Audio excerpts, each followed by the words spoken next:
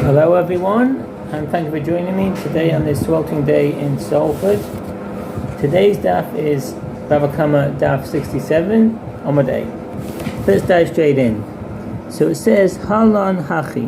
One can infer, but were it not for this decree, the beam would have to be returned to the owner as is, notwithstanding its change in name. Rav Yosef said this is not a genuine change in name, as the beam retains its name even after it is inserted into a building, as is taught in a Braita with regard to two obscure terms. The verse states, and there were narrow windows and palm trees on one side, and on the other side, on the sides of the porch, there were also the salot of the house and the yubim, and that's from Ezekiel 41:26. Zalot of the house are the casings, hamat tetin. So what does that mean? The casings, maltatin. The Aruch has a version of the text which reads maltusin instead of maltatin, and explains that it refers to foundation beams placed along the length of the walls.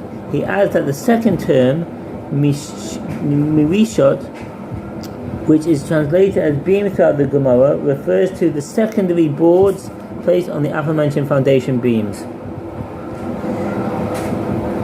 Maltalin, the Talmudic words maltusin, maltatin, amaltera, and maltera are all apparently derived from the Greek malathron, meaning a beam in general, and specifically a beam used in roofing. And the yubim, these are the beams, hamishirishot.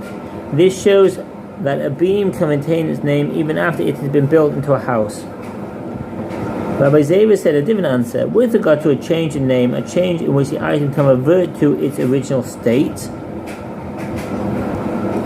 Shinu hachozer livriyoso. A change in which the item can revert to its original state is not considered a valid change for the purpose of a thief acquiring a stolen item. Therefore, if one seals pieces of wood and joins them with nails into a crate, this is not considered a valid change, as it is possible to dismantle the crate so the original piece of wood revert to their previous state. In a case where the owner despaired and there was a change in which the item can revert to its original state, some say that this does affect acquisition for the thief.